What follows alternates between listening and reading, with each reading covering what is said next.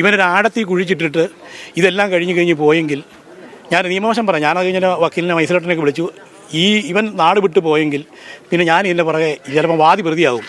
പ്രത്യേകിച്ച് കൊല്ലപ്പെട്ട ഒരു സ്ത്രീയും കൂടെ ആകുമ്പം എൻ്റെ ഈ മുറ്റത്ത് മണ്ണിടാൻ വേണ്ടി ഞാൻ നാട്ടിലുള്ള ഒരാളെ വിളിച്ചപ്പം അയാൾ കൊണ്ടുവന്നായി ബംഗാളി പണിക്കാരനെ.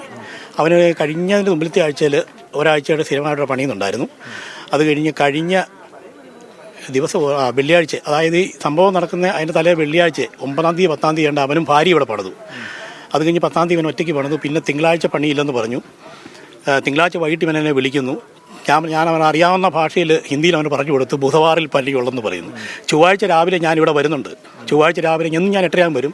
ചൊവ്വാഴ്ച രാവിലെ ഞാനിവിടെ വന്ന് 8:30 വന്നപ്പോൾ ഇവിടെ മേസ്ത്രി പണിക്കാരുണ്ട്. അവരെന്നോട് പറഞ്ഞു ഈ പുറകിൽ ചിപ്സ് ഇടുന്ന സ്ഥലം മറ്റേ ഇടിച്ചുറപ്പിക്കണം, ഇടിച്ചുറപ്പിച്ചിട്ട് ചിപ്സ് ഇടാൻ പറ്റുള്ളൂ എന്ന് പറഞ്ഞ് ഞാനതൊരു 9-9:15 ഇവനെ വിളിച്ചു.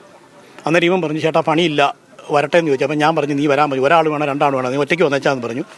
ചൊവ്വാഴ്ച ഇവൻ ഈ പ്രദേശം ചിപ്സ് ഇടുന്ന സ്ഥലം മുഴുവൻ ഇടിച്ചുറപ്പിക്കുകയും ബുധനാഴ്ച ഇവനും ഇവൻ്റെ കൂട്ടത്തിൽ വേറൊരു ഭായിയും കൂടെ വന്ന് മിറ്റം മുഴുവൻ ചിപ്സ് ഇട്ടു പോവുകയും ചെയ്തു. വ്യാഴാഴ്ചയാണോ വെള്ളിയാഴ്ചയാണോ പിന്നെ പിറ്റേ ദിവസം പണിക്കാർ വേറെ ആൾക്കാർ വന്നു. വ്യാഴാഴ്ചയോ വെള്ളിയാഴ്ചയോ ഇവൻ്റെ കൂട്ടത്തിൽ പണിത പണിക്കാരോട് ഞാൻ ഇവനെന്ത് ചോദിച്ചപ്പോൾ ഇവൻ്റെ ഭാര്യ ആരുടെ പോയെന്നോ തിരക്കി നടക്കുക എന്നുള്ള വിവരം അവർ പറഞ്ഞു. അങ്ങനെ അത്രേ സംഭവം എനിക്കറിയത്തുള്ളൂ. പിന്നെ അത് കഴിഞ്ഞ് പോലീസ് വന്നപ്പോഴാണ് സംഭവം ബാക്കിയുള്ള കാര്യങ്ങൾ അറിവാകുന്നത്. ഹൗസ് വാമിങ് തീരുമാനിച്ച ഡേറ്റ് നവംബർ 29. ചില നീട്ടിയാണ് വെച്ചിരിക്കുന്നത്. അതിനു മുമ്പ് ഈ പണിയെല്ലാം തീരണം.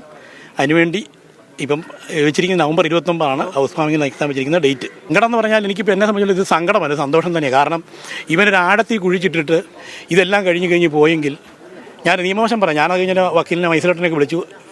ഇവൻ നാട് വിട്ടു പോയെങ്കിൽ പിന്നെ ഞാൻ ഇതിൻ്റെ പുറകെ ചിലപ്പോൾ വാദി പ്രതിയാകും.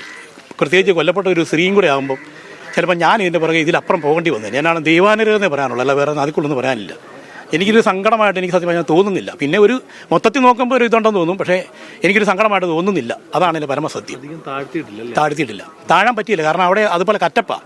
അത് കഴിഞ്ഞ ദിവസം മറ്റേ മണ്ണ് എൻ്റെ തൊട്ടടുത്ത സ്ഥലത്ത് തന്നെ മണ്ണടിച്ച് പൊക്കിയൊരു സ്ഥലമാണ്.